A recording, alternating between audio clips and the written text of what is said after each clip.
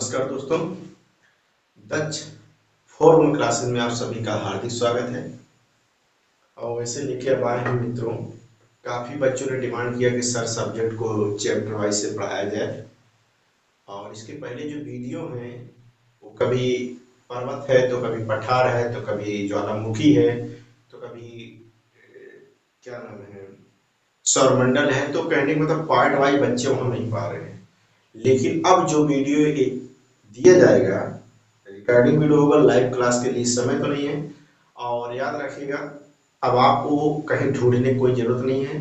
और याद रखिएगा, चाहे पुलिस वाले बच्चे हों, चाहे टेट के बच्चे हों, चाहे आईएएस के बच्चे हों, चाहे पीसीएस के हो, या समीक्षा अधिकारी के हो, या यूपी पुलिस के हों, या यूपी ट्रिपल एससी किसी विभाग की अगर आप तैयारी करना चाहते हैं, जहाँ तक जीएस पूछा जाता है, चाहे इतिहास हो, भूगोल हो, संविधान हो, या अर्थव्यवस्था, या संविधान, या नागरिक, जो भी जीएस जीके में आते हैं, इससे बाहर अब आज के बाद पढ़ने की जरूरत नहीं पड़ेगा। 100% एक बार विश्वास कर लीजिएगा, उसके बाद आप देखिएगा, फिर बताइएगा, ठीक है। और आप लोग को क्या करना है, जो ये इतिहास आज हम शुरू करने जा रहे हैं, वो इतिहास 2 भागों में पढ़ाया जाएगा। एक एनसीईआरटी पैटर्न पर, कहने का मतलब 0 लेवल से पूरे हाई लेवल तक, और एक पूरा फैक्ट पढ़ाया जाएगा, जो जहां से क्वेश्चन आते हैं एग्जाम में वही चीजें पढ़ाया जाएगा, ठीक है। एनसीईआरटी पैटर्न पे क्या होगा, पूरा विस्तार में पढ़ाया जाएगा। और इसमें क्या होगा कि सिर्फ जो क्वेश्चन पेपर में पूछे जाते हैं बस वही पढ़ाया जाएगा, ठीक है। और इस बात को याद रखिएगा, इससे बाहर पढ़ने की जरूरत नहीं पड़ेगा। पूरे गारंटी के साथ में कर रहा हूँ, होशो हवास में कर रहा हूँ, पूरे गारंटी के साथ, ठीक है। समझ क्या हल्ला करते हैं। तो देखिएगा, अब हम बात करते हैं इतिहास की। अब इतिहास जब हम शुरू ही करते हैं तो पहले याद रखिएगा, जैसे आप पीसीएस, आईएएस, समीक्षा अधिकारी, सहायक समीक्षा अधिकारी, ठीक, बात टेट की करते हैं, सुपर टेट की बात करते हैं, और सी टेट की बात करते हैं, और याद रखिएगा रेलवे की बात करते हैं, एसएससी की बात करते हैं, और याद रखिएगा यूपी ट्रिपल एससी की बात करते हैं। और जितने भी प्रतियोगी परीक्षाएं हैं, कहीं भी अगर जीएस पूछा जा रहा है तो इससे बाहर पढ़ने की जरूरत अब नहीं रहेगा। ये पूरे गारंटी के साथ में आप कभी भी पढ़े होंगे, जो भी पढ़े होंगे वो देखते जाएगा। लेकिन अब क्या आपको मिलने जा रहा है, इस बात को याद रखिएगा। आप कॉपी और पेन पास में लेके बैठेंगे, और जैसे जैसे बताया जाएगा आप उसको नोट करते। जैसे मैं कोई हेडिंग उठाऊंगा तो उस हेडिंग के बारे में हम बताएंगे, और आपको क्या करना है, नोट करते जाएगा। नोट्स बनाना भी है, ठीक है। कोई भी एग्जाम होगा, इससे बाहर कुछ नहीं आएगा। और याद रखिएगा, इस सब एग्जाम के लिए जो भी जीएस जहां पूछे जाएंगे आपको पर्याप्त मिल जाएगा, ठीक है। तो आइए हम बात करते हैं, ध्यान सुनिएगा। अभी हमने क्या बताया, इतिहास 2 भागों में पढ़ाया जाएगा। एक विस्तार में पूरा पढ़ाया जाएगा, और एक आपको फैक्ट, कहने का मतलब क्या, जो क्वेश्चन पेपर में आने वाले हैं, पूछे जाएंगे सन 2023 में, 24 में, 25 में, पूरे बता दिए जा रहे हैं, ठीक है। आइए हम आज शुरू करते हैं हिस्ट्री। अब हिस्ट्री शुरू करने से पहले याद रखिएगा कि जितने भी बच्चे होंगे, ठीक है, सभी बच्चों को ये सूचना दे दीजिएगा कि तक 411 क्लासेस अब शुरू कर दिया है सभी सब्जेक्ट के साथ। महायुद्ध शुरू हो रहा है। तो इतिहास की बात करते हैं तो याद रखिएगा, इतिहास इतिहास तो पहला शब्द ये आता है कि इतिहास के खोजकर्ता कौन है। तो बात शांति बना के बैठिएगा, आराम से, ठीक है, नौटंकी एकदम नहीं, समझ लीजिएगा। फिर इतिहास के खोजकर्ता को कहा जाए, अगर पूछ लिया जाएगा तो पहला क्वेश्चन एकदम जीरो लेवल से स्टार्ट कर देंगे, एकदम जीरो लेवल से। जो बच्चे पढ़ चुके हैं वो भी, और जो अपने जीवन में कभी इतिहास कभी नहीं पढ़े हैं वो भी आज के बाद कभी पढ़ने की जरूरत नहीं पड़ेगा, एक गारंटी के साथ हो गया। ध्यान सुनिएगा। इतिहास, इतिहास की बात अगर करते हैं तो इतिहास के जो खोजकर्ता हैं, आप कॉपी में नोट कर दे जाएंगे, हेरोडोटस को कहा जाता है। किसको कहा जाता है? हेरोडोटस को कहा जाता है इतिहास के खोजकर्ता। क्लियर? अब बात हम करते हैं सर, इतिहास किन शब्दों से मिलकर बना है? तो याद रखिएगा, इतिहास हेरोडोटस, हेरोडोटस या हेरोडोटस भी कहते हैं, कुछ भी। और एक चीज याद रखिएगा, कहीं भी लिखने में कहीं त्रुटियां पाई जाती हैं तो उस पर आप लोग कमेंट में मत करिएगा इस सर वहां गलत लिखा है, सिर्फ हम क्या बोल रहे हैं इस बातों को आप लोग ज्यादा ध्यान दीजिएगा। ठीक है, बातों को ज्यादा ध्यान दीजिएगा, लिखावटी पे हम बोल रहे हैं आप उसको नोट करते जाइएगा। ठीक है, अब बात हम इतिहास की करते हैं। इतिहास किससे बना है? तो इस इतिहास जो है संस्कृत के 3 शब्दों से मिलकर बना है। संस्कृत के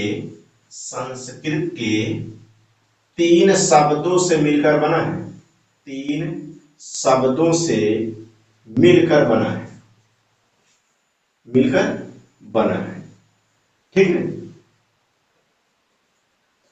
अगर आपसे पूछ लिया जाए कि इतिहास किन शब्दों से मिलकर बना है, तो इतिहास 3 शब्दों से मिलकर बना है।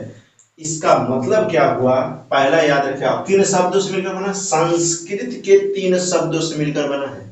जितना भी लिखा बताएंगे उस आपको याद हम करवा देंगे, याद रखिएगा। इतिहास की खोज करता याद रखिएगा, भाग पहला है, भाग 1 पढ़ रहे हैं हम लोग, एकदम जीरो में शुरुआत हुआ, पहला भाग है। इतिहास के खोजकर्ता की बात अगर हम करते हैं, हेरोडोटस है जो क्या है? खोज करता है, खोज करता है। ठीक, इतिहास किससे मिलकर बना है? इतिहास संस्कृत शब्द से बना है। और संस्कृत के किन शब्दों से मिलकर बना है? संस्कृत के 3 शब्दों से मिलकर बना है। अब वह कौन से 3 शब्द हैं? इति, इति, धन, हा प्लस आस। क्या है? इतिहास की बात करते हैं। ठीक है, इति, धन, हा प्लस आस, इतिहास। तो याद रखिएगा, इन्हीं तीनों शब्दों को जोड़कर बनाया गया क्या है? इतिहास। अब आप लोग जानते हैं जब संधि उंधी आप लोग हिंदी में पढ़ते हैं तो वहां संधि विच्छेद कैसे किया जाता है ये आप लोग अच्छे से जानते हैं। ठीक है, तो अब बात हम करते हैं इतिहास किसे कहते हैं।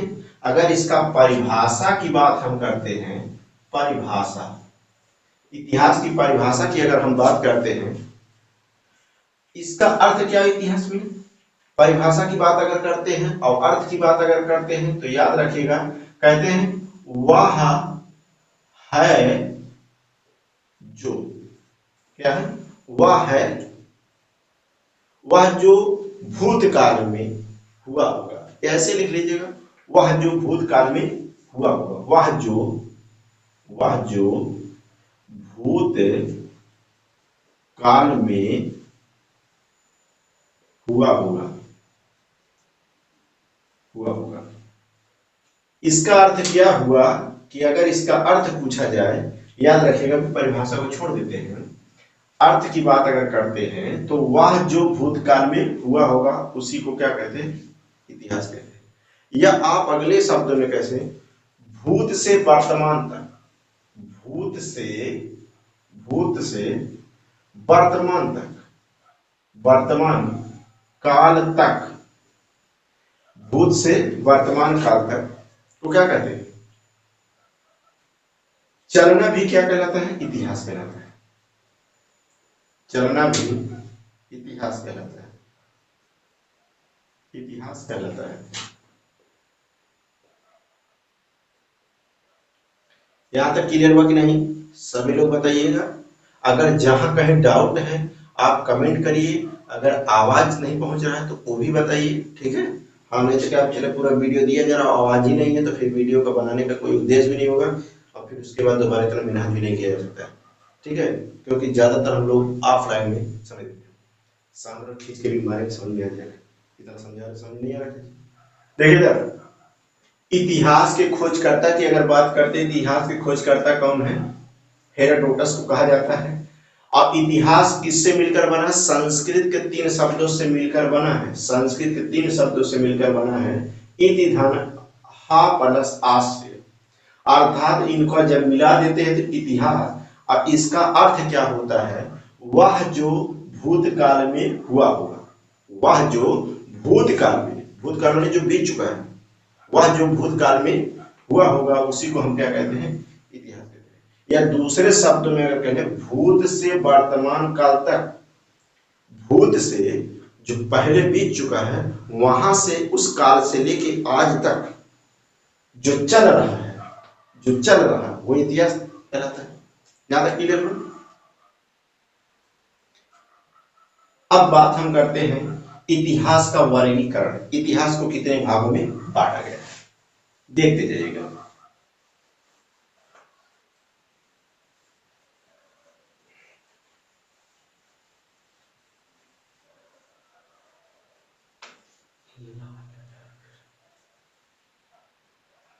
ध्यान सुनिएगा इधर। अब बात हम इतिहास के वर्गीकरण की बात करते हैं, तो इतिहास को 3 भागों में बांटा गया है। किस भाग में बांटा गया है?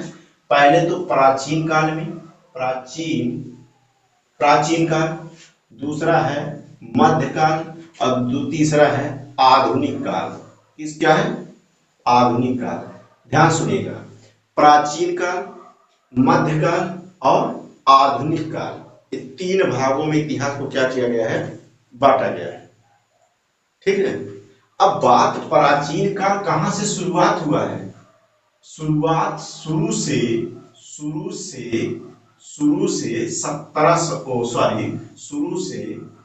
1712 बीसी तक। याद रखिए, जब इतिहास की शुरुआत हुआ है तो शुरुआत से 712 तक ये प्राचीन के अंतर्गत आते हैं, प्राचीन इतिहास के अंतर्गत आते हैं, क्लियर हुआ? लेकिन यहां हम बात करते हैं मध्यकालीन इतिहास को भी 3 भागों में तोड़ा गया है। मध्यकालीन इतिहास को, इसको क्या कहते हैं? पूर्व मध्यकालीन, मध्यकालीन, और एक आता है आधुनिक काल। आधुनिक काल,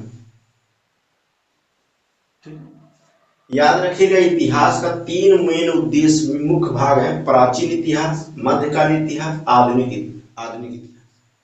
लेकिन अगर बात हम प्राचीन की बात करते हैं, तो प्राचीन जो है शुरुआत, जब इतिहास की शुरुआत हुआ है, शुरुआत से 1712 तक वो प्राचीन इतिहास के अंतर्गत आते हैं। लेकिन मध्यकालीन इतिहास को 3 भागों में तोड़ा गया, पूर्व, मध्य, आधुनिक में, ठीक है।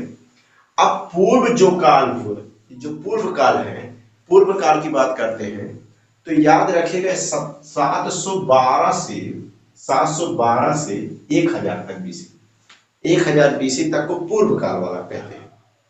इतना जो है पूर्व काल के अंतर्गत आता है, ठीक है। और जब 1000 से 1526 जो पानीपत का युद्ध हुआ था, है ना, तो याद रखिएगा 1000 से 1526 तक को मध्यकालीन इतिहास आता है, ठीक है।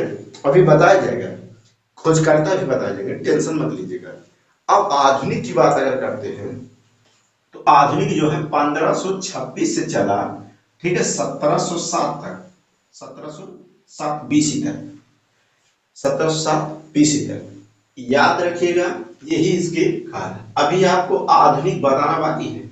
ध्यान सुनिएगा, इतिहास को 3 भागों में बांटा गया। इतिहास का वर्गीकरण, वर्गीकरण माने क्या होता है? बांटना, या इंग्लिश में कहा जाता है क्लासिफिकेशन, ठीक है। प्राचीन इतिहास, मध्यकालीन इतिहास और आधुनिक इतिहास। प्राचीन काल किसके अंतर्गत? शुरुआत से जब इतिहास शुरू हुआ है, इतिहास जहां से शुरू हुआ है और 712 ईस्वी तक की प्राचीन के अंतर्गत आता है। और याद रखिएगा, मध्यकालीन को 3 भागों में बांटा गया, पूर्व मध्यकालीन, मध्य मध्यकालीन, आधुनिक मध्यकालीन। ये पूर्व वाला जो है 712 से 1000 ईस्वी तक, ये पूर्व है, कम से हम अधिक की ओर बढ़ रहे हैं, याद रखिएगा। मध्य की बात अगर करते हैं, ठीक है, याद रखिए 1000 से 1526 तक, ये मध्यकालीन के अंतर्गत आता है। आधुनिक की बात करते हैं 1526 से लेकर 1707 तक आता है। यहां तक समझ में? अगर यहां तक समझ में आए तो इसको जल्दी जल्दी नोट कर लीजिएगा, ठीक है, आप लोग जल्दी से नोट करिए।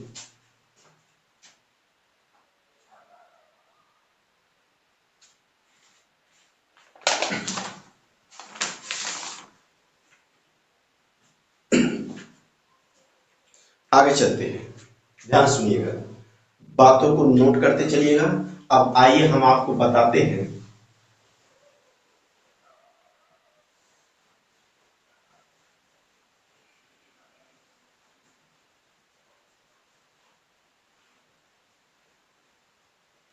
यहां तक तो कभी किसी को डाउट, यहां तक तो डाउट नहीं हुआ। अब देखिए हम बात करते हैं 20 लाख ईस्वी तक। 20 लाख, दो कॉलम बनाएंगे, याद रखें, एक बार यहां से चल रहे हैं, एक बार वहां से चल रहे हैं। तो ध्यान सुनिएगा, 20 लाख से लेके, और भी नीचे दिख रहा होगा 20 लाख, 20 लाख से हम लोग चलते हैं कहां, 20 लाख से लेकर 10,000 तक, बीसी, बीसी तक। याद रखें इस काल को क्या कहा जाता था, 20 लाख से 10,000 तक की बीसी को क्या कहा जाता था, इसे कहा जाता था पाषाण काल। क्या कहा जाता था, पाषाण काल कहा जाता था, पाषाण काल कहा जाता था। अब इसका मतलब क्या है, पाषाण काल। अब इस काल में जो व्यक्ति होते थे वो शिकारी होते थे। 20 लाख से 10,000 तक जब हम चलते हैं तो इस काल को हम क्या कहते हैं, पाषाण काल कहते हैं। इसमें व्यक्ति जो होता था शिकारी होता था, मतलब शिकार के चक्कर में वो भागता रहता था, शिकारियों के पीछे क्या हो, भागते भागते पूरा दिन बिता देता था, और जहां मिलते थे उसको मार के क्या करते थे, खा जाते थे, ठीक है। याद रखिएगा इन लोगों को ना तो घर बनाना था, ना तो पढ़ना था, ना नौकरी करना था, कुछ नहीं, ना कुछ कोई काम नहीं था, बस एक काम था, सुबह हुआ बस क्या है, हथियार लिए और सीधे क्या है, सीधे दौड़ा के उसको क्या है, मारते थे। और मारते मारते पहुंचते पहुंचते कहीं शाम हो जाता तो शाम ही बिता लेते थे, फिर उसके बाद अगले दिन क्या करते थे, फिर क्या करते थे, दौड़ते रहते थे, ठीक है। और जिसे हम लोग क्या कहते हैं इस काल में, घुमक्कड़ कहते हैं। क्या कहते थे, घुमक्कड़ कहते थे। शिकारी हुआ करते थे, शिकारी हुआ करते थे, या घुमक्कड़, घुमक्कड़ हुआ करते थे। इस काल के जो जितने इस काल के मानव है वो क्या होते थे, घुमक्कड़ होते थे। और याद रखिए पाषाण काल, पाषाण माने पाषाण पत्थर, याद रखिए इसमें पत्थरों का प्रयोग करते थे। किसका प्रयोग करते थे, पत्थरों का प्रयोग करते थे,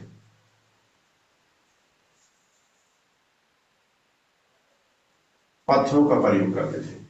याद रखिएगा 20 लाख से 10,000 ईस्वी तक को पाषाण काल कहा जाता था। इसमें जो व्यक्ति होते थे, इंसान होते थे, वो शिकारी होते थे। और याद रखिए उन्हें घुमक्कड़ भी कहा जाता था। इसमें पत्थरों का प्रयोग करते थे, इनको और कोई काम, इनको और जानकारी नहीं था। याद रखिएगा सुबह से शाम तक शिकारी करते थे। अगर शिकार करते थे तो याद रखिएगा मांस कैसा खाते थे, कच्चा मांस खाते थे, ठीक है। याद, इतना तक तो समझ में आया। अब बात हम करते हैं, ध्यान सुनिएगा, यहां से हम चलते हैं 6000 बीसी, 6000 बीसी।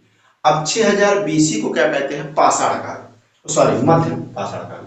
क्या कहते हैं, मध्य पाषाण काल, मध्य पाषाण काल। याद रखिएगा 10,000 ईस्वी से लेके, बीसी से लेके 6000 को बीच की स्थितियों को क्या कहते थे, मध्य पाषाण काल कहते थे, ठीक है। और याद रखिएगा इसमें भी किसका प्रयोग करते थे, इसमें पत्थरों का प्रयोग होता था। इसमें भी पत्थरों का प्रयोग होता था। मैं पूरा नहीं लिखूंगा, याद रखिएगा, आप लोग लिखिएगा, मैं बोलता जाऊंगा, ठीक है। इस काल में, मध्य पाषाण काल में पत्थरों का प्रयोग किया करते थे, ठीक है। यहां तक तो समझ में, शांत रहो मेरे भैया, आराम से बैठिएगा, डिस्टर्ब मत करिएगा, ठीक है। आप लोग पढ़िए आराम से। अब बात हम करते हैं, अब ध्यान सुनिएगा, इसमें याद रखिएगा इस और इसमें अंतर क्या है। इस काल के जो मानव थे वो खाद्य संग्राहक थे। क्या थे, खाद्य संग्राहक थे। इसका मतलब सर क्या हुआ, ये आईएएस में पूछा गया है कि मध्य पाषाण काल के जो मानव थे वो क्या थे, खाद्य संग्राहक। खाद्य संग्राहक मतलब समझते हैं, जैसे जानवर को क्या करते थे, मारते थे और कच्चा मांस खाते थे, जो बच जाता था उसको क्या करते थे, इकट्ठा कहीं रख देते थे, फिर अगले दिन अगर शिकार नहीं मिला तो क्या करते थे, वो इसको क्या करते थे, फिर खा लेते थे। याद रखें, इसका मतलब क्या हुआ, यहाँ अभी अग्नि का प्रयोग नहीं हुआ, अग्नि का खोज नहीं हुआ है। यहाँ तक क्लियर हुआ, अग्नि मैंने आग, आग का खोज अभी तक यहाँ नहीं हुआ। यहाँ तक तो क्लियर हुआ। अब इसके बाद याद रखिएगा, यहां से हम लोग चलते हैं 3000 बीसी तक, 3000 बीसी तक, और 3000 बीसी को नवपाषाण काल कहा जाता था। नवपाषाण काल कहा जाता था। क्या कहते थे, नवपाषाण काल कहते थे। अब बताइए, जब यहां से व्यक्ति भागते भागते थक जाते थे तो कहीं रुकते थे, तो याद रखिएगा, तो उनको क्या हुआ, धीरे धीरे पत्थरों और गुफाओं में रहने लगे। घर तो था नहीं, जब गुफाओं में रहने लगे तो बारिश वारिश होता था तो उनको रुकने के लिए कहीं जगह मिल जाता, तो पत्थरों और झोपड़ियों बना के क्या करते थे, रहने लगते थे। तो याद रखें, नवपाषाण काल में व्यक्ति जो है भोजन का संग्राहक हो गया। क्या हुआ, कहने का मतलब क्या हुआ, नवपाषाण काल में व्यक्ति भागते भागते कहीं रुका और रुकने के बाद वो गुफाओं चित्रों में रहने लगा, गुफाओं में रहने लगा, झोपड़ी बनाने लगा। कहने का मतलब जो व्यक्ति है वो अस्थायी हो गया। जहां रात होता था, शाम होता तो वहीं रुक जाते थे, और जब इंसान रुकता तो उससे क्या कहते हैं, अस्थायी है। तो इस काल के जो मानव थे क्या थे, अस्थायी हो गए थे। क्या हो गए थे, इस काल के मानव जो है अस्थायी हो गए थे। और जब अस्थायी हो गए थे तो याद रखिएगा, इस काल के व्यक्ति भोजन जीवन स्थापित हो गया था। ठीक है, इसमें भोजन का निर्माण करना शुरू कर दिया था। ठीक है, और क्या बनाते थे, गुफाओं में रहते थे या झोपड़ी बना के रहते थे। क्लियर हुआ। अब ध्यान सुनिएगा, अगर मान लीजिए लोग खेती कहीं करते हैं तो खेती जब करेंगे तो याद रखें, खेत घर से थोड़ा दूर होगा। जब खेत घर से दूर होगा तो जानवर कोई भी आएगा तो खेत को चल जाएगा। इसीलिए लोग क्या करते हैं, खेत में घर बना के रहना शुरू कर देते, तो वहां स्थायी हो गए। ठीक है, तो याद रखिए क्या हुआ, पाषाण काल में शिकार व्यक्ति जो होते थे, पाषाण काल में मानव जो तो शिकारी होते थे, उन्हें घुमक्कड़ भी कहा जाता था। इसमें पत्थरों का प्रयोग करते थे। मध्य पाषाण काल में क्या था, पत्थरों का प्रयोग करते थे। याद रखिएगा, इसमें भी व्यक्ति घुमक्कड़ होते थे। याद रखिएगा, ठीक है। और ये खाद्य संग्राहक थे। क्या थे, खाद्य संग्राहक थे। कहने का मतलब क्या है, ये जानवर को मार करके इकट्ठा रखाते थे, जो खाने के बाद बचता था उसको क्या करते थे, इकट्ठा रख लेते थे अगले दिन के लिए। क्लियर हुआ। अब ध्यान सुनिएगा, अब बात हम करते हैं नवपाषाण काल में चलते हैं। तो यहाँ का जो मानव अस्थायी हो गया था, भोजन बनाना शुरू कर दिया था। याद रखिएगा, भोजन का मतलब क्या हुआ, ये गेहूं चावल वाला भी नहीं बता रहा, याद रखिए। यहाँ के क्या है, मानव झोपड़ी बना के रहते थे या गुफाओं में रहते थे। ठीक है, गुफाओं में रहते थे। ठीक, यहाँ तक क्लियर हुआ। अब बात हम करते हैं, ठीक है, 1750, 3000 से 1750, 3000 से 1750 बीसी, 3000 से 1750 बीसी। 1750 बीसी को सिंधु नगरी सभ्यता कहते हैं, सिंधु घाटी नगरी सभ्यता कहते थे। इसे क्या कहते थे, सिंधु घाटी सभ्यता, सिंधु घाटी नगरी सभ्यता। क्लियर हुआ।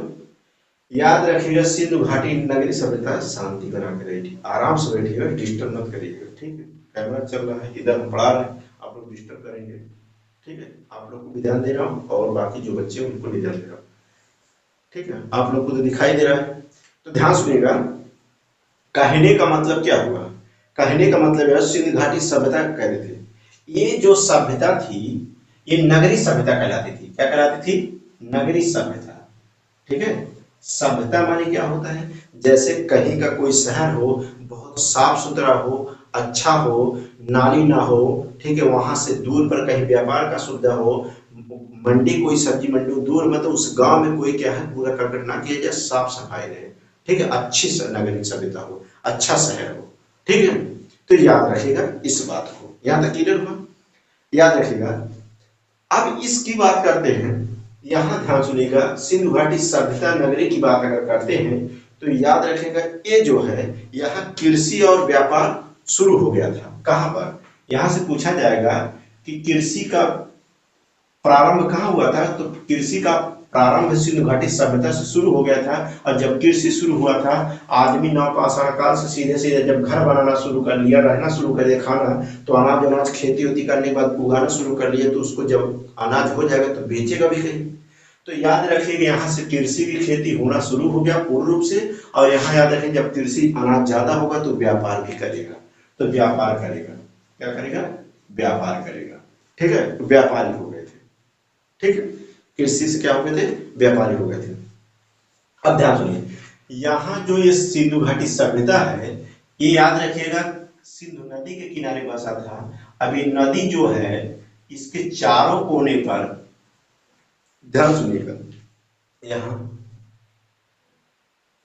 इस नदी के किनारे पर यहाँ बलूचिस्तान एरिया हो गया, यहाँ बलूचिस्तान एरिया हो गया। और यहाँ आपका जो हो गया जम्मू, क्या हो गया? जम्मू हो गया। और याद रखिएगा यहाँ जो एरिया हो गया था सुतकांडे डोर हो गया था।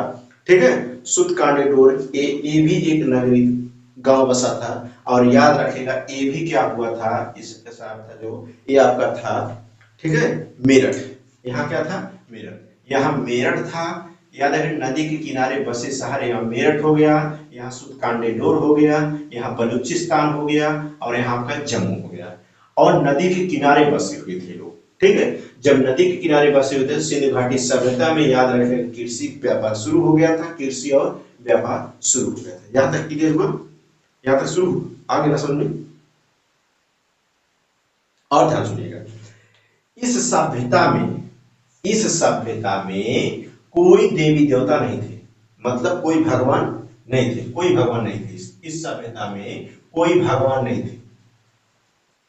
तो जब भगवान नहीं थे तो लोग किसको पूजा करते थे, किनको पूजते थे? तो याद रखिएगा यहाँ कोई भगवान नाम की चीज नहीं थे, कोई भगवान नहीं थे। और याद रखिएगा यहाँ लोग किसको पूजा करते थे, तो सिंधु घाटी सभ्यता में तुलसी के पूजा होता था, नदी का पूजा होता था, केले का पेड़ का पूजा होता था। ठीक है, बबूल के पेड़ का पूजा होता था, बेल का पेड़ की पूजा होता था। ठीक है, तुलसी, नदी, गंगा, सूर्य, ये सब का पूजा किया जाता था सिंधु घाटी सभ्यता के समय। ठीक है, यहाँ भगवान नाम के कोई व्यक्ति, कोई चीज नहीं था, यहाँ भगवान थे ही नहीं। यहाँ जितने भी थे लोग जो पूजा करते थे, ये लोग व्यापारी जो पूजा करते थे, याद रखिएगा तुलसी का, केले के पेड़ का, तुलसी जी का, गंगा जी का, नदी का, समुद्र का, सूर्य का, इन चीजों को लोग पूजा करते थे।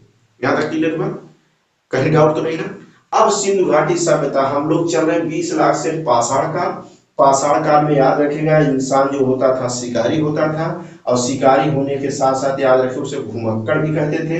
इसमें पत्थरों का ज्ञान था। याद रखिएगा फिर 10,000 से चलते 6,000 तक भी इसी तरह से मध्य पाषाण काल कर लेते हैं, इसमें पत्थरों का प्रयोग होता था। लेकिन यहाँ का जो व्यक्ति होता था वो खाद्य संग्राम था। ठीक है, मांस को इकट्ठा करके रख लेता था, अगले दिन खाने के काम आ जाएगा। ठीक है, उसके बाद 6000 बीसी से याद रखिएगा 3000 बीसी तक चलते हैं। ठीक है, तो याद रखिएगा यहाँ नवपाषाण काल है। नवपाषाण काल में इंसान कहीं खेत रहने लगा, और रहने लगा तो उसको घर की जरूरत पड़ा, तो झोपड़ी बना के रहने लगे, घर बनाने लगे, वहां भोजन उगाना शुरू कर दिए थे। जो भी अपने प्राकृतिक देन के कारण जो भी उगा, उसके बाद क्या किया, धीरे धीरे उन्होंने क्या किया, यहाँ खेती करना शुरू कर दिया था और व्यापार। ठीक है, खेती और अस्थायी जीवन बना लिए थे, भोजन करें। और याद रखें इन्हीं तीनों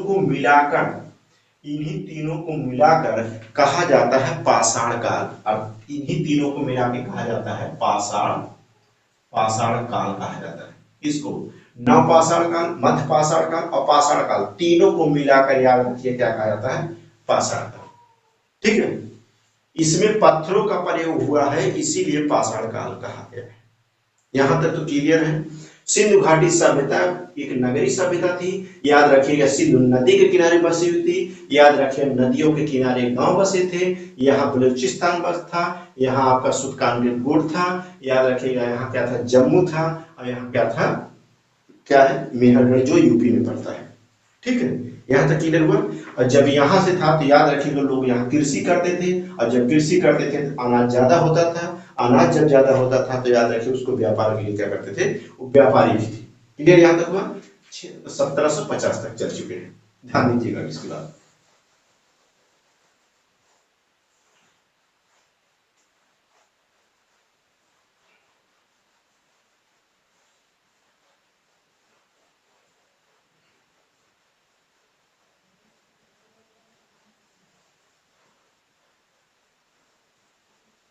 देखिए अब 1700 हम लोग कहां तक चले, सन 1750 तक चल चुके हैं। 1750 तक बीसी तक जब हम चल चुके हैं तो याद रखिएगा 1750 के बाद से चलते हैं, तो याद रखिए 1750 से हम लोग चलते हैं कहां तक, 1500 बीसी तक। 1750 से 1500 बीसी तक कहा जाता है कि यहाँ 250 वर्षों तक, 250 वर्षों, 1750 से 15 बीसी तक चलते हैं, 250 वर्षों तक यहाँ पर कोई जानकारी नहीं मिलता है। यहाँ पर कोई जानकारी नहीं मिलता है, कोई जानकारी नहीं मिलता है। कहने का अर्थ क्या हुआ सर, 1750 से 1500 वर्ष, 15 बीसी तक यहाँ पर 250 वर्ष तक कोई, 250 वर्ष तक कोई जानकारी यहाँ नहीं मिला। कहने मतलब लोग बता रहे थे, लोग कह रहे थे कि सिंधु घाटी सभ्यता जो थी क्या हुई थी, किसी बाढ़ के कारण क्या हुआ था, वहां ये सब प्रस्त हो गए थे, खत्म हो चुके थे। कुछ लोग कह रहे भूकंप के कारण क्या हुए थे, बट खत्म हो चुके थे। अनेक प्रकार इसको बताए गए। ठीक है, यहाँ तक 250 तक कोई प्रमाण इसका नहीं मिलता है, याद रखिएगा। नदियों के बहाव के कारण, भूकंप के कारण, आंधी के कारण, तूफान के कारण, किसी कारण बस यहाँ क्या हुआ था, यहाँ तक कोई प्रमाण नहीं मिला। लेकिन जैसे 1500 हम लोग कहाँ चलते हैं, 1500 से लेकर चलते हैं 1000 तक। क्या चलते हैं, 1000 बीसी तक। जब 1000 बीसी तक चलते हैं तो यहाँ से यहाँ इस भाग को कहते हैं ऋग वैदिक काल। क्या कहते हैं, ऋग वैदिक काल। क्या होता था, ऋग वैदिक काल। अब ऋग वैदिक काल जो है, याद रखिएगा, ऋग वैदिक काल में याद रखिएगा, इस काल में इंसान क्या हुआ, कृषि उर्षि करना शुरू कर दिया। इसके पहले कृषि उर्षि होना शुरू, इसके 1750 के पहले कृषि उर्षि 3000 से 1750 तक जब कृषि उर्षि होना शुरू हुआ था, तो वहां देख रेख के लिए इंसान को क्या किया जाता था, कोई मुखिया बनाया जाता था। तो याद रखिएगा, और एक चीज बताइए, यहां ध्यान से सुनिएगा, इस काल में, ऋग वैदिक काल में जात पात नहीं था। क्या, यहाँ जात पात नहीं था, जात और पात कुछ नहीं था। ठीक है, जात पात कुछ नहीं था। यहाँ महिलाओं को अधिकार ज्यादा मिलता था, यहाँ महिलाओं का अधिकार था। ठीक है, महिलाओं को सुरक्षित है, महिलाओं को अधिकार था, यहाँ कोई जात पात नहीं जन्म लिया था ऋग वैदिक काल में। लेकिन याद रखिएगा, यहाँ जो कबीला होता था, कबीला का मतलब याद है, जैसे कोई कबीले में रहते थे, जो आदमी बहुत हट्टा कट्टा होता था, उसको देख रेख के लिए बना दिया। जो आदमी थोड़ा दिमाग से ठीक ठाक था, उसको लिखा पढ़ी वाला काम दे दिया जाता था। जो व्यक्ति पढ़ने में बहुत कमजोर था, उसको क्या है, काम कराया जाता था।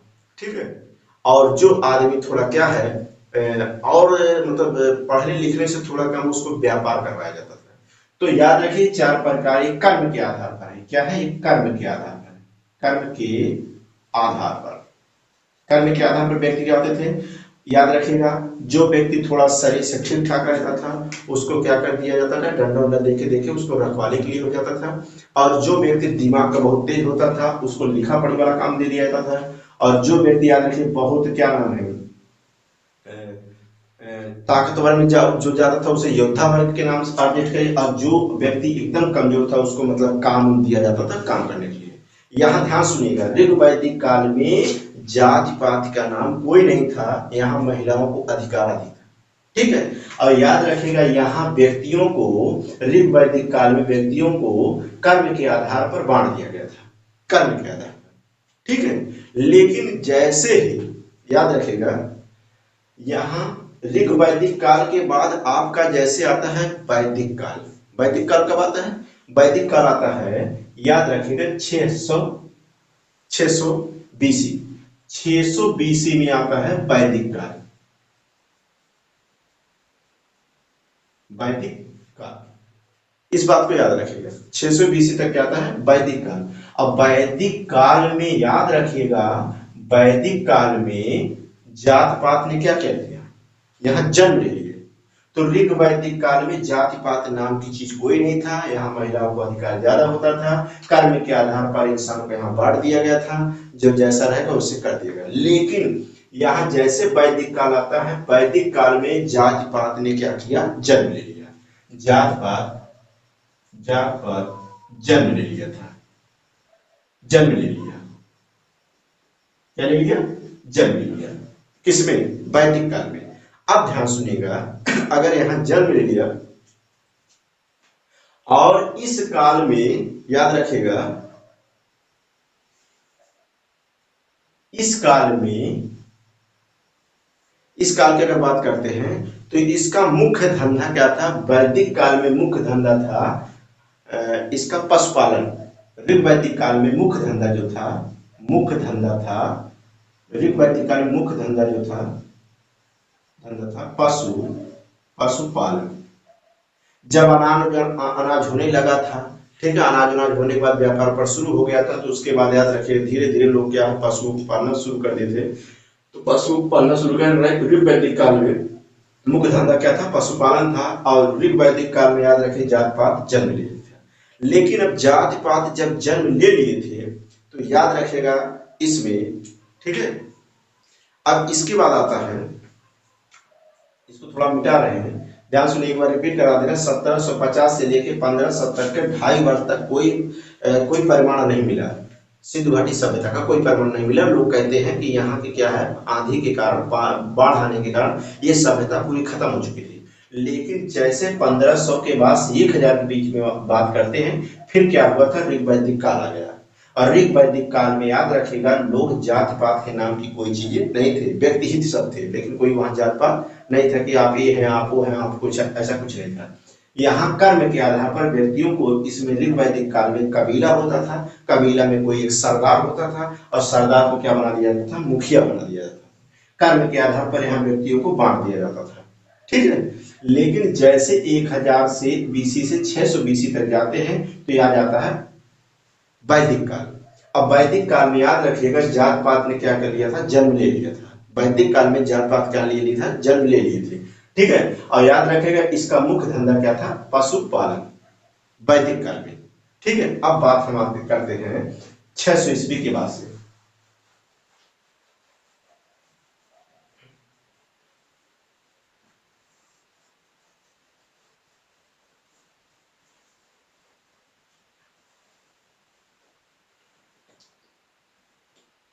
बात हम करते हैं 600 बीसी से, लिख लीजिएगा। 600 बीसी से हम चलते हैं 323 बीसी तक।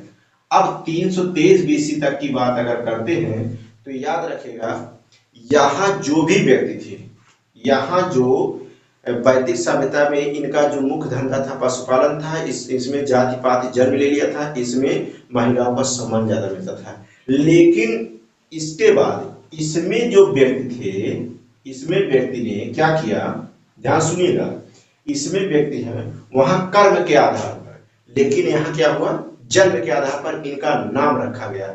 जन्म के आधार पर नाम रखा क्या गया? याद रखिएगा जन्म के आधार पर जैसे जो इंसान बहुत पढ़ा लिखा होता था, जो पढ़ा होता लिखा, जैसे जानकार, पढ़ा लिखा तो पहले पढ़ाई वही था नहीं, जो शिक्षा में ज्यादा, ठीक है, जो शिक्षा उच्छा देता था ज्यादा, याद रखिएगा। कहने मतलब जन्म के आधार, कर्म एक अलग है। कर्म मतलब जो काम के अनुसार आप होते हैं, ठीक है। जैसे आप कहते हैं बहुत अच्छा आप बैटिंग करते हैं, तो आपका बैटिंग अच्छा करना जानते हैं, आपका बॉलिंग बहुत सही है, बॉलिंग करना जानते हैं, आपका फील्डिंग बहुत सही है, ठीक है, ये कर्म है। जन्म के आधार पर मतलब जन्म के आधार पर, जैसे आप जन्म से अगर क्या होता है, आपने जैसे किसी को और बात कर लेते हैं, जो कोई व्यक्ति होता है जैसे पैदा हुआ, विकलांग पैदा हुआ तो जन्म से हो गया, ठीक है, अंधा हुआ तो जन्म से होगा, बहरा हुआ जन्म से होगा, ठीक है। तो एक कर्म के आधार पर, एक जन्म के आधार पर। तो यहाँ जन्म ले लिया, जो शिक्षा देता था उसे क्या कहते थे? ब्राह्मण बना दिया गया था। ब्राह्मण क्या बना दिया गया था? ब्राह्मण बना दिया गया था। याद रखिएगा जो शिक्षा देता था उसे ब्राह्मण बना दिया गया था। याद रखिएगा जो रक्षा करेगा, लोगों का जो रक्षा करेगा, उसे छत्री बना दिया गया था। क्या बना दिया गया था? उसे छत्री बना दिया गया था। उसे छत्री बना दिया गया था। और याद रखिएगा, जो व्यापार करेगा, जो व्यापार करेगा, व्यापार की देखरेख करेगा, उसे याद रखेगा, उसे वैश्य बना दिया गया था। क्या बना दिया गया था?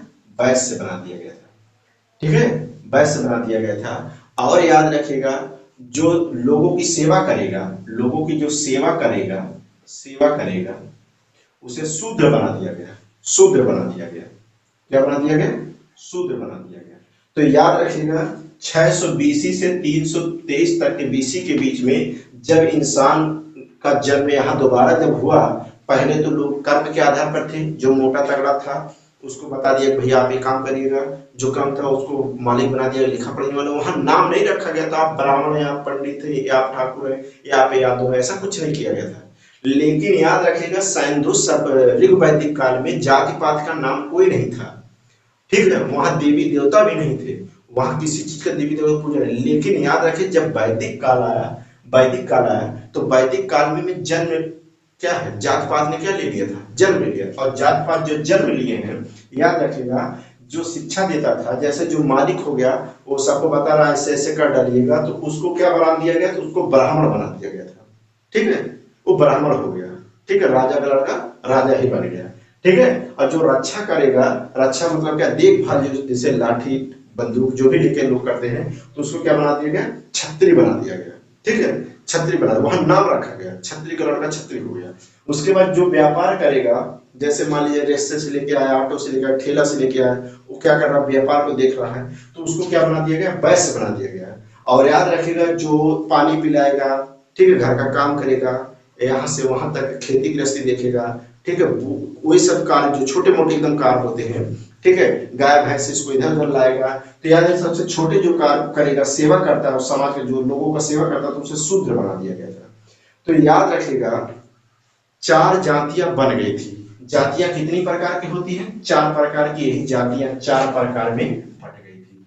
4 प्रकार में जाति बढ़ गई थी। लेकिन आज की दुनिया में 50 प्रकार की जाति, हजारों प्रकार के लोग जात बना दिए। ठीक है, ऐसा कुछ नहीं है, जात पात कभी नहीं है। धीरे धीरे क्या हुआ, इन लोगों ने क्या किया था, इतना भड़का दिए थे कि आप क्या है, अगर आपके घर में धन नहीं हो रहा है, आप बढ़ना ही नहीं बन पा रहे, अपनी बेटी को बलि दे दीजिएगा। ठीक है, तो लोग इतना मूर्ख हो चुके थे उस जमाने में, इतना डरवा धमका दिए गए थे कि लोग ऐसा करते। अच्छा, आपको क्या है, आपके घर में क्या नाम है, कभी बेटा कोई पैदा नहीं हुआ, ऐसा करिएगा, एक जानवर की बलि दे दीजिएगा। ठीक है, एक बच्चे को बलि दे दीजिएगा। तो ये सब इतना डरवा धमका दिए थे लोगों को कि लोग ये करने पे मजबूर, क्योंकि भाई ये बुद्धिमान था। ठीक है, इसके बाद ये ताकतवर था। याद रखिएगा, वो क्या? व्यापारी था। लास्ट में लोग कमजोर थे, और यही लोगों के ऊपर क्या किया जाता था? अत्याचार भी किया जाता था। ठीक है, यही लोग अत्याचारी में थे, ये लोग अत्याचारी इनसे करते थे, इन्हीं लिए शूद्र इनका नाम रख दिया गया था। और जातियां 4 प्रकार में बट गई थी। लेकिन जब किसी चीज का उत्थान होता है तो उसका पतन भी होता है, याद रखिएगा। तो बाद में क्या हुआ, ध्यान सुनिएगा, एक व्यक्ति आए, ध्यान सुनिएगा, यहां से 2 लोग आए, किसके लिए? इनका सुधार करने के लिए। किसका सुधार करने के लिए? शूद्र, शुद्ध का सुधार करने के लिए आए। यहां से आए एक जैनम और एक बौद्धम, मतलब जैन धर्म और बौद्ध धर्म जन्म लिए थे। जैन धर्म और बौद्ध धर्म यहां से जन्म ले लिए थे। ये 2 व्यक्ति आए, और किसके लिए आए थे? शूद्र के लिए। शूद्र के लिए आए, क्यों? इनको क्या किया? कहा कि ऐसा है, हमारे यहाँ जात पात कुछ नहीं है, आप लोग आइए, हम आप लोग की सेवा करेंगे। और यहाँ से क्या हो गया था? धार्मिक आंदोलन शुरू हो गया था। क्या हुआ था? धार्मिक आंदोलन शुरू हो गया था। आंदोलन शुरू हो गया था। ठीक है, यहां से धार्मिक आंदोलन शुरू हो गया था 2 व्यक्तियों पर। ठीक है, बस 10-15 मिनट और जाते, शांति में रखिएगा। ठीक है, तो याद रखिएगा, 600 बीसी से लेकर 323 बीसी तक, याद रखेगा, यहाँ जन्म के आधार पर, वहां कर्म के आधार पर। कर्म के आधार पर व्यक्ति वही थे, लेकिन वहां नाम नहीं रखा गया था, आप ये जानते हैं, आपको कास्ट किया, ऐसा कुछ नहीं था। सब वहां व्यक्ति थे।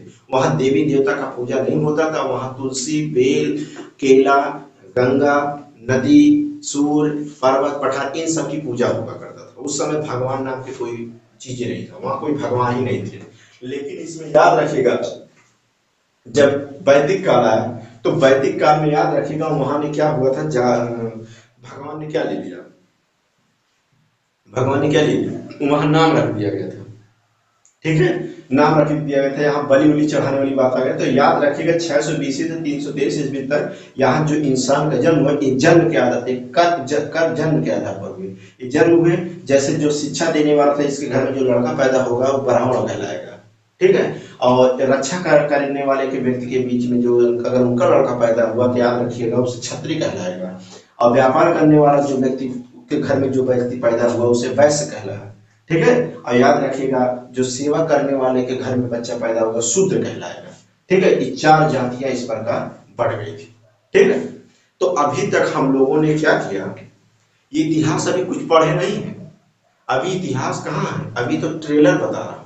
इतिहास अब हम लोग शुरुआत करते हैं, ये तो आपका कंसेप्ट था। आप पूरा इतिहास हम इसको पढ़ाएंगे 3 भागों में, प्राचीन इतिहास, मध्यकालीन इतिहास और आधुनिक इतिहास। ठीक है, यहाँ तक आप लोग समझ में अगर आया है तो बताइएगा कमेंट करके। अगर कोई कमी है, कोई त्रुटियां पाई जाती है तो उसका समाधान हम करेंगे, लेकिन आप कमेंट करिएगा। और इसके बाद हम लोग चलते हैं, याद रखिएगा प्राचीन इतिहास शुरुआत से पढ़ते हैं। खोजकर्ता कौन होंगे, ठीक, किस सन कितने सन में खोज हुआ था, वहां से वहां के साक्ष्य क्या मिलते हैं, ठीक है, क्या क्या होते थे। ठीक है, तो कोई प्रश्न पढ़िए तो उसका विस्तार करिए। जैसे प्रश्न पूछ लिया जाए, आपसे छोटा प्रश्न पूछ लिया जाए कि भारत में सबसे पहले आक्रमणकारी व्यक्ति कौन आया था, ठीक है, तो सवाल ये होगा। और भारत में वो बाहर से आने वाले जो व्यक्ति हैं, 3 व्यक्तियों का जो नाम है प्रथम बार आए थे, प्रथम द्वितीय तृतीय बार आए थे। ठीक है, अब अगर प्रश्न पूछ लिया जाए कि भारत में वास्को डी गामा क्यों आया था, पहला क्वेश्चन किस लिए आया था, दूसरा क्वेश्चन किस चीज से आया था, तीसरा क्वेश्चन कहाँ उतरा था, चौथा क्वेश्चन किस जिस चीज से आया था उसका नाम क्या था, बच्चों को। ठीक है, और याद रखिएगा किस उद्देश्य से आया था, अगला क्वेश्चन। तो एक प्रश्न के कई प्रश्न होते हैं, कई उत्तर होते हैं, तो याद रखिएगा आप लोग जब पढ़ेंगे इस तरह हम आपको विस्तार में पढ़ाएंगे। ठीक है, तो आते हैं अगले टॉपिक पे, भाग 2 चलेगा इसके बाद, वहां हम लोग पढ़ेंगे प्राचीन इतिहास। ठीक है, प्राचीन इतिहास पूरे विस्तार से पढ़ते हैं। ये तो अभी आपको कुछ नहीं था, एक ये कहा जाता है इतिहास का एक सामान्य परिचय था। तो आप लोग से निवेदन है, ठीक है, रिक्वेस्ट है कि आप लोग वीडियो को ज्यादा से ज्यादा लाइक शेयर सब्सक्राइब करते रहिए। जितना ग्रुप बना रखे हैं आप उस ग्रुप में शेयर करते रहिएगा।